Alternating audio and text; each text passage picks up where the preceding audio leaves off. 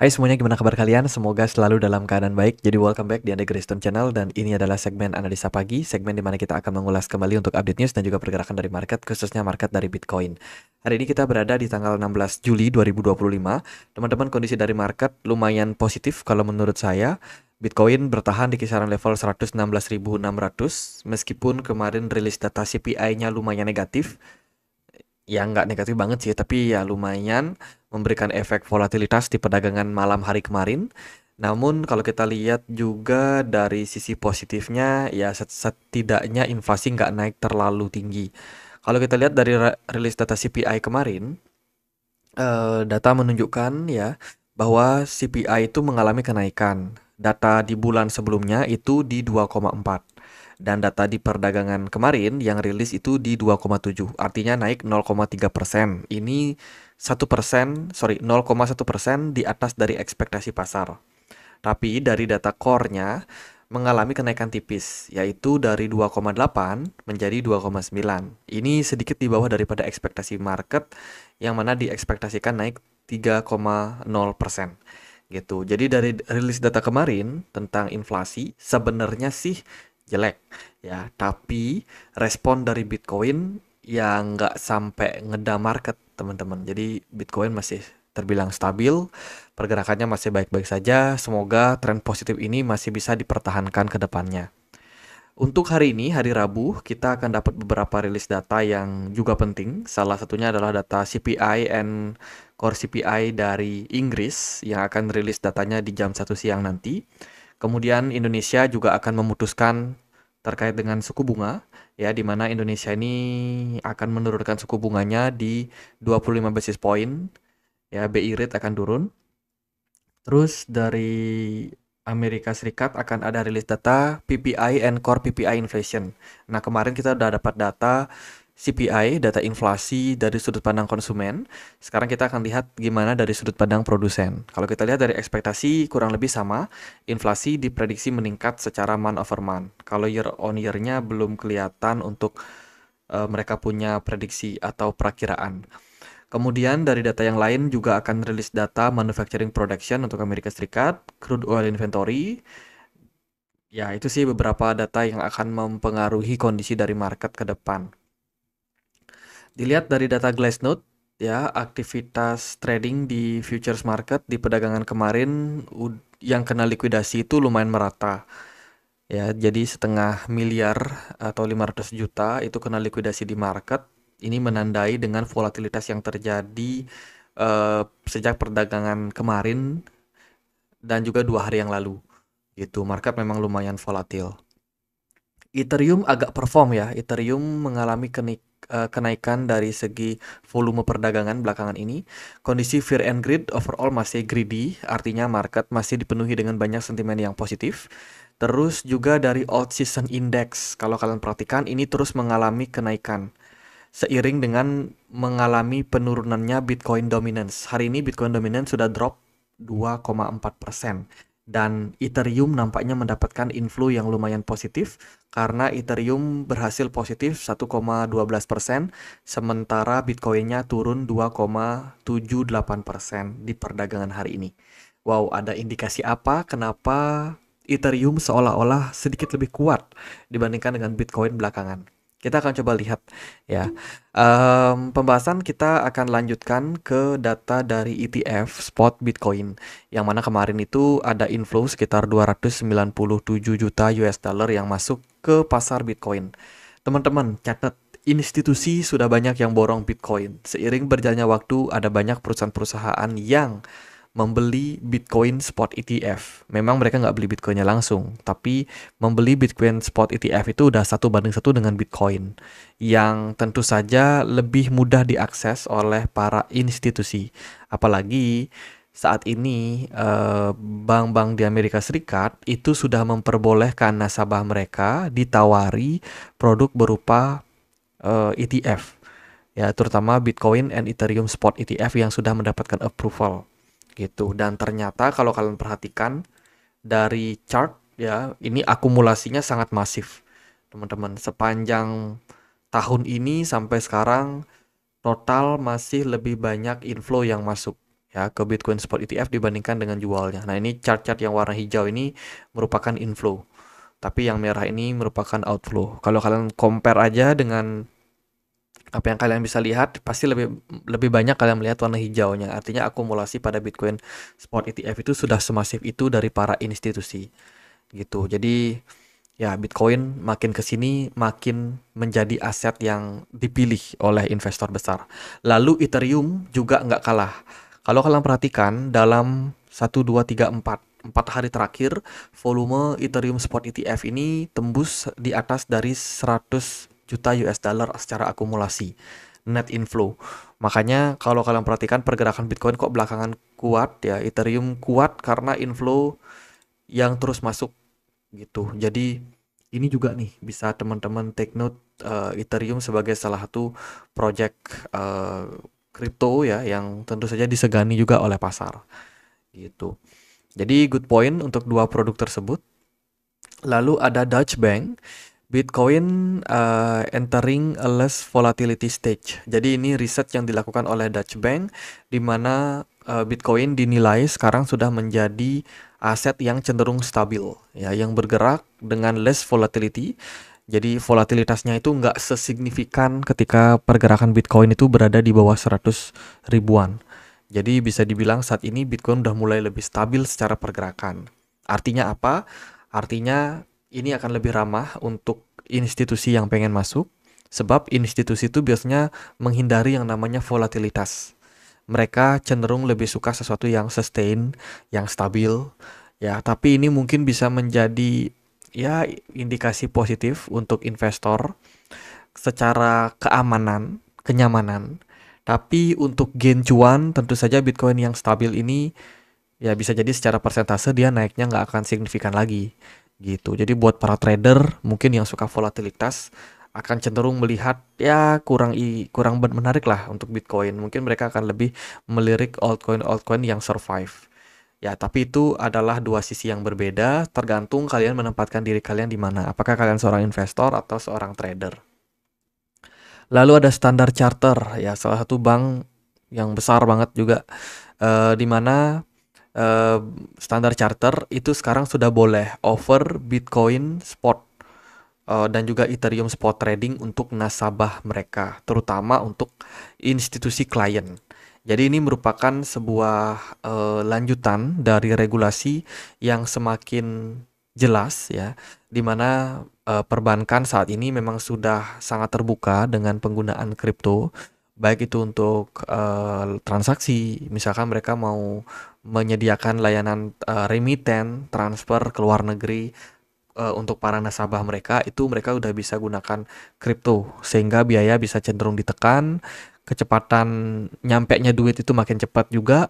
Kemudian juga dari Bitcoin sendiri itu sudah boleh ditawarkan juga kepada para klien. Tentu saja ini akan bikin perbankan ini dapat cuan dari sana, dari fee-nya ya. Dan juga adopsi yang lebih masif untuk market Bitcoin dan kripto ke depan. Gitu. Jadi sama-sama diuntungkan.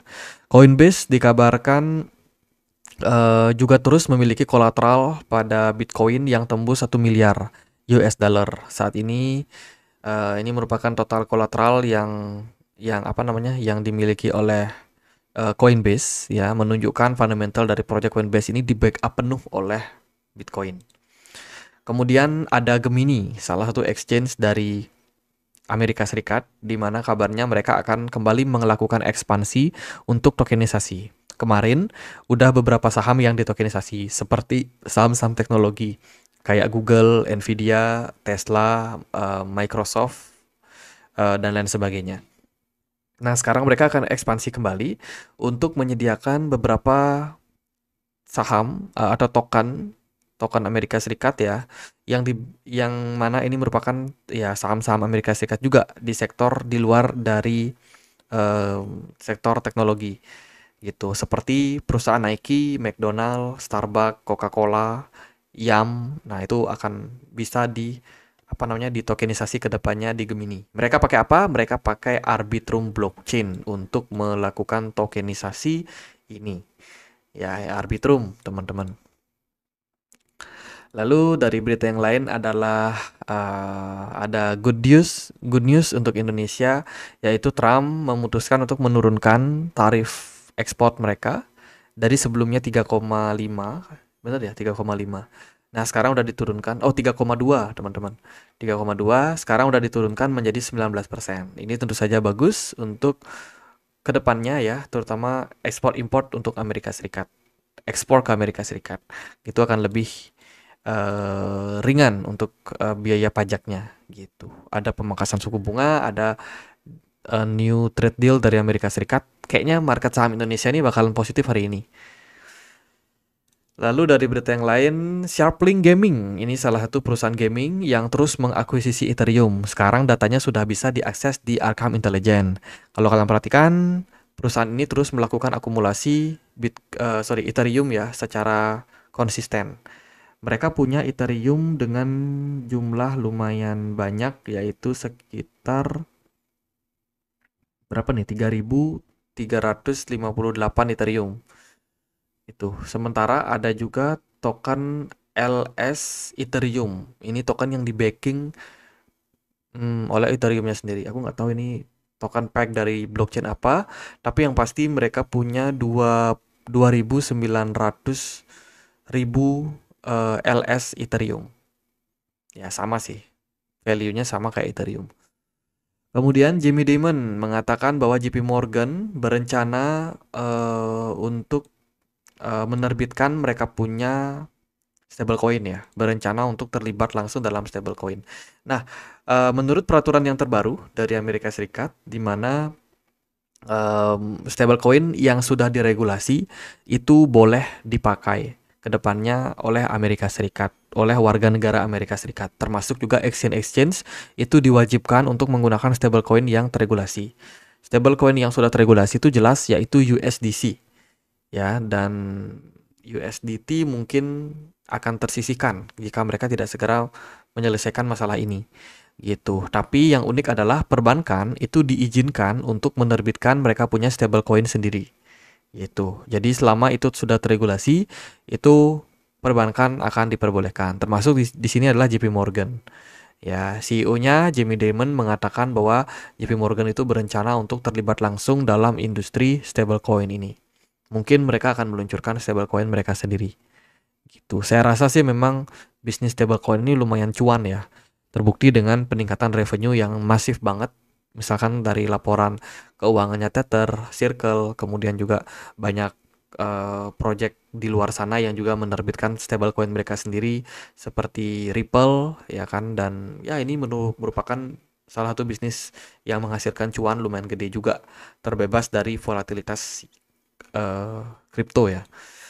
Kemudian Senat Amerika Serikat meloloskan regulasi stablecoin lewat RUU Genius. Jadi ini adalah rancangan undang-undang yang memang kemarin sudah disahkan langsung di Senat, teman-teman, dan akan terus berlanjut sih sampai nanti ke tangan presiden, apakah nanti bakalan disahkan atau tidak. Tapi ini memang sudah menjadi bagian dari mereka, apa namanya, Donald Trump punya janji waktu pemilu kemarin, di mana mereka akan meniadakan yang namanya CBDC, tapi mendukung yang namanya stablecoin.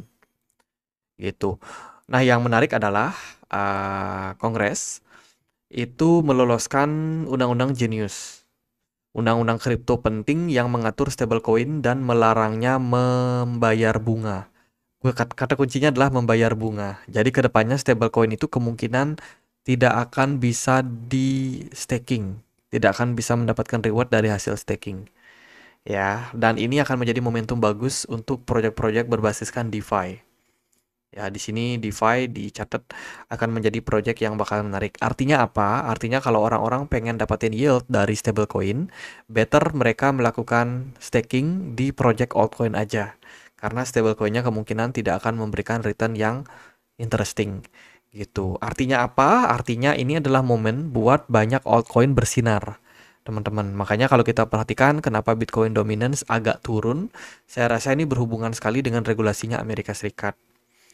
Gitu. Jadi ini merupakan sesuatu yang menarik ya. BTC dominance kelihatan dia breakdown dari rising wedge.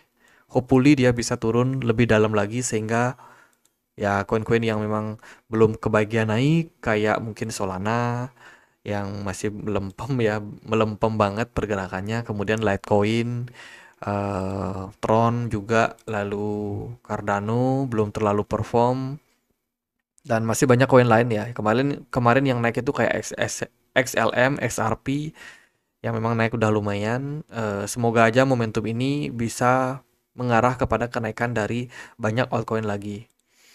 Gitu. Kalau kita perhatikan sih dari pergerakan Bitcoin korektif di perdagangan kemarin ada sell off yang lumayan gede. Dari target saya pribadi langsung aja Bitcoin saya targetkan untuk mengarah ke kisaran level 14.200-an sampai dengan range 113 ribuan. Itu di area tersebut bakalan menjadi level yang menarik untuk akumulasi. Sebenarnya sih kalau di harga sekarang menurut saya cukup ideal juga kalau teman-teman pengen untuk cicil Bitcoin. Itu. Jadi ya oke udah koreksi sejak dia turun dari level 123 ribu sampai dengan level 15.900-an ya. Jadi itu Bitcoin mulai ideal dan menarik untuk akumulasi. Dilihat dari volume perdagangan so far masih kuat. Indikator MACD menunjukkan dead cross dan possibility memang masih untuk koreksi. Smart money-nya turun, teman-teman, turun separuh. Nah, kalau Ethereum, smart money-nya full. Volume ya oke lah. Sama kayak sebelum-sebelumnya, MACD korektif, tapi pergerakan Ethereum cenderung naik. Di sini kita bisa melihat bahwa Ethereum ini agak sedikit perform better than Bitcoin, at least dalam jangka waktu pendek. Ya, didukung dengan Bitcoin dominance yang kita sudah pantau tadi. Kemudian ini membuka peluang kita untuk eh, tercapainya all season. Teman-teman, sekarang baru di posisi 37. Nanti kalau poin ini bisa naik sampai 40, itu nggak akan terasa naik ke 50 dan 60 gitu. Tapi kalau sudah masuk ke di atas poin 75, teman-teman please jangan FOMO. Biasanya ketika pergerakan dari chart ini mencapai di level all season, which is itu di atas level 75, itu udah waktunya teman-teman jual altcoin kalian ya. Dan ya kemungkinan altcoin akan langsung masuk ke tahap koreksi. Gitu. Kalau kita melihat dari periode-periode sebelumnya sih seperti itu. Sejak 2019 sampai dengan saat ini merupakan sebuah indikasi yang bagus untuk kenaikan altcoin ke depan. Dicatat, mungkin nggak semua altcoin akan perform. Tapi at least kalau seandainya altcoin tersebut perform, semoga itu adalah altcoin yang sudah teman-teman miliki dan mungkin ada yang sangkut, semoga bisa segera balik modal. Ini ada peluang momentum buat all-season terjadi. Bagi teman-teman yang kemarin nanya di kolom komentar, ya tetap pantau market dalam jangka waktu dekat, mungkin kalian akan mendapatkan kejutan. Itu sih sementara menurut saya Bitcoin positif, kemudian Ethereum juga positif, memiliki indikasi bagus untuk kedepannya gitu. Apa faktor pemicu yang juga bisa mendukung terkait dengan all season terjadi? Kita harus melihat dari uang beredar, teman-teman. Sementara ini sih probability untuk the Fed cut rate di bulan Juli itu sangat minim, tapi indikasi kuat baru akan terjadi di kisaran September nanti. Ya, meskipun di September ini nggak pasti juga mereka akan cut rate karena masih akan menunggu data-data inflasi yang akan kita dapatin ke depannya. Gitu. Jadi ya di tengah market dengan penuh ketidakpastian ini kita berharap ya marketnya positif. Gitu. Jadi ya paling gitu aja sih pembahasan kali ini. Ingat yang udah planning buat akumulasi Bitcoin dikit lagi turun dia ke kisaran 114.000 sampai 13 ribuan, manfaatkan buat akumulasi. Atau teman-teman yang pengen akumulasi di harga sekarang boleh juga sih, nggak ada masalah karena ini ada opportunity juga buat rebound untuk Bitcoin. Semoga bisa terrealisasikan, semoga reboundnya Bitcoin ini bisa create new all time high sampai ke depannya. Jadi paling gitu aja buat pembahasan saya. Happy cuan ya teman-teman.